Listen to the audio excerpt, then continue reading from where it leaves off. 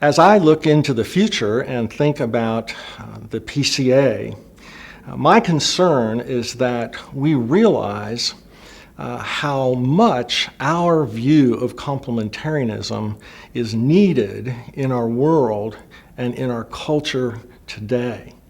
I believe that for three reasons. The first is because of the view of gender that is being propagated in the culture by an organization called TSER, Transgender Student Educational Resources, through a graphic called the Gender Unicorn graphic that splits gender into 5 parts.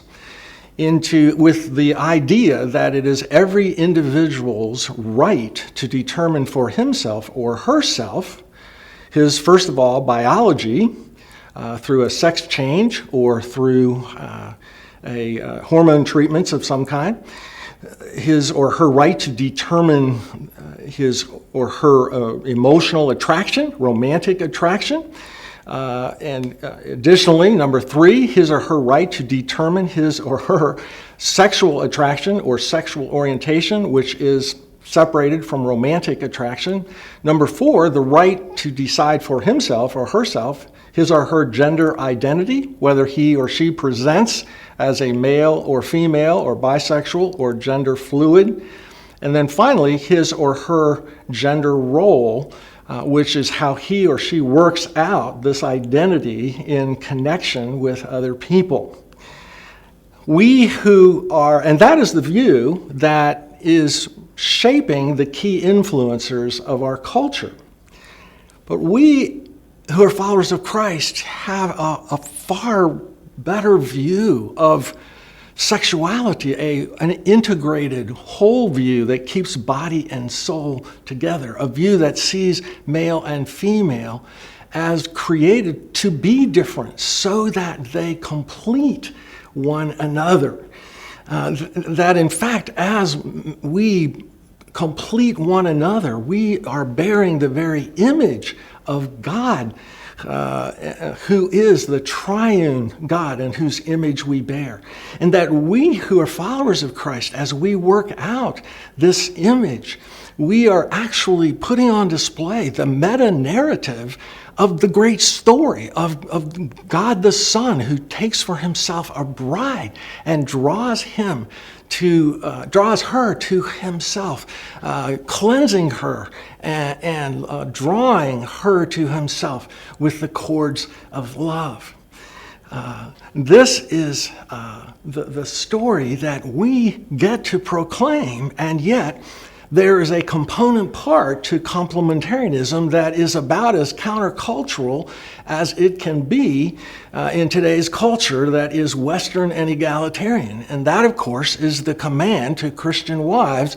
Wives, submit to your husbands as to the Lord, for the husband is the head of the wife, even as Christ is the head of the church. Well, that part of this design is extremely offensive to our culture.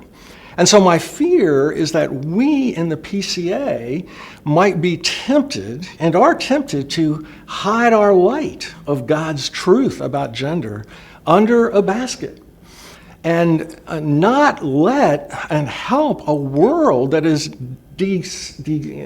going down, descending into deeper and deeper, thicker darkness about gender with the light of the truth of God's design of humans as male and female.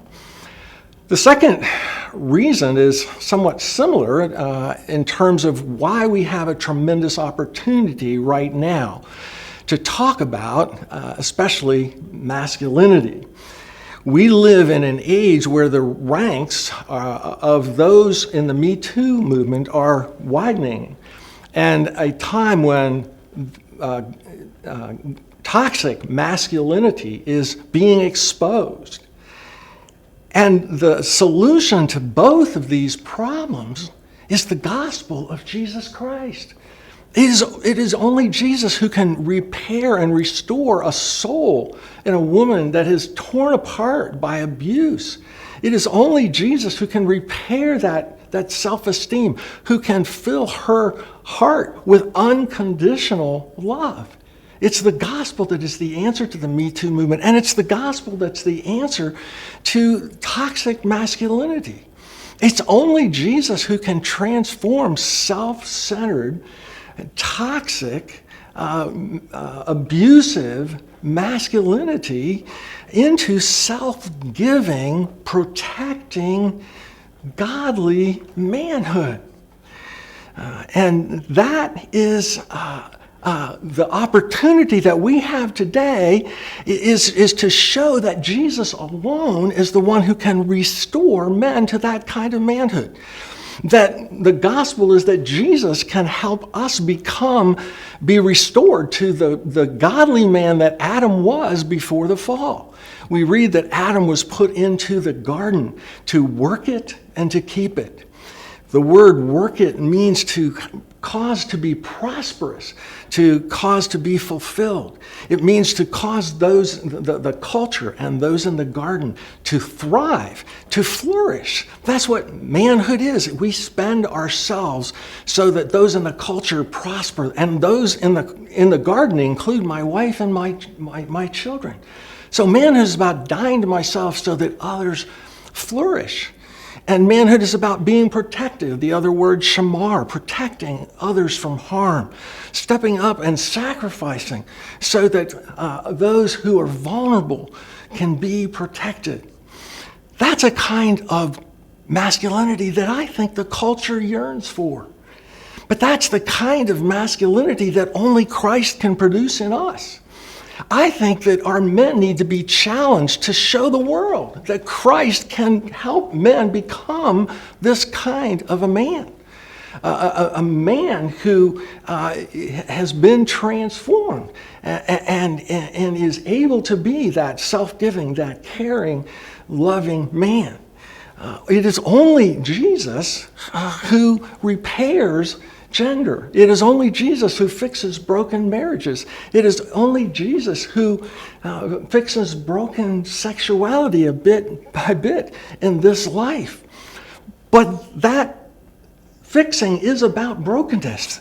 Those in our culture who are not following the standard of God for gender, his design, are broken by not following that design. Think about fatherhood alone. Just the absent father problems in our culture. The need in the cities for children to grow up without a hole in their soul because there's no loving father there. Or think about the fact that homosexual men are 6 times more likely to commit suicide than other men.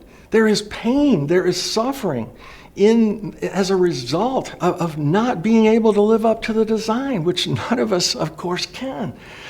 But how can we not shine the light of the gospel and point it toward Jesus as the one who fixes broken gender? How can we hide that light under a bushel? Well, thirdly, we in the PCA, I believe, are the ones that need to be the ones who teach this doctrine of God's glorious design of humans as male and female, because that design needs to be rooted in grace. And we in the PCA at least attempt to be rooted in all of our ways in grace.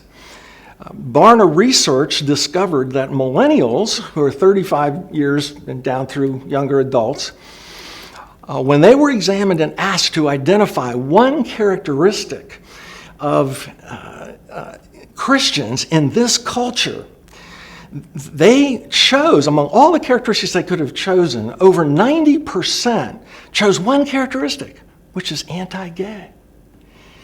The culture, of course, is saying if you think that homosexual sex is immoral, then you disdain those in the LGBTQ world. You hate them. Or if you have no moral problems with same-sex sex, then you accept and love those in the LGBTQ world. We know, of course, that that's a false dichotomy. And as much as I think it's important for us to be the light to our culture about gender in this day and age, I think it's even more important for us to be showing Jesus compassion for the sexually confused and the sexually broken and the gender confused. And the gospel, and the power of the gospel towards this LGBT community than any other thing we might do. We need to be in the PCA those who set the pace, who follow the example of Jesus and his treatment of the woman in Samaria. First of all, Jesus was intentional about going into this despised community. If I've been to Israel, and I know that the path to go up to Galilee is over on the east and it's flat, whereas going over Samaria on the way to Galilee is over the mountains and into a loathsome area in that culture. But Jesus was intentional about reaching out to the Samaritans. And so we, I believe, need in this culture, in this day, to reach out to those in the LGBTQ world, to those who are neighbors of ours, those who are in our extended family, those who are in our family, those who are work associates. So we need to be intentional, I believe, about that in this day and age, as Jesus was. And we need to then follow his example of taking the initiative to have a conversation with her, to speak to her, which would have shocked her, to take steps towards intentionally forming a friendship with those in this world and in this life. That's what Jesus did. We need to show Jesus to the world. And then thirdly, Jesus poured affirmation into her soul by asking her for a drink from her cup. She was not so unholy, so disgusting, that Jesus would not put his holy lips to her cup. And so we need to find ways of pouring affirmation into the soul of those in the LGBTQ world who bear the image of God. Of course, not affirming their lifestyle, but there are ways that they show God because they're made in his image, and we need to pour affirmation into their soul if we are to be like Jesus. And then, as you know, Jesus talked to her about her sexual sin. And she came to believe, and the story is just amazing. So we, I believe, in the PCA need to be the light in this culture, showing the glory of God's design of humans as male and female to complete each other. But we can only do that in a healthy and a wholesome way through the power of Christ, because we are very vulnerable and honest in the culture about our own brokenness. We in the PCA who know that we need the grace of Jesus Christ every day to be, even approach being the kind of person that he wants us to be, know that we need to depend upon Jesus to become whole, just as all of us do. So that's my hope for us in the future, that we remember the significance and realize the significance of this doctrine and take it to the world.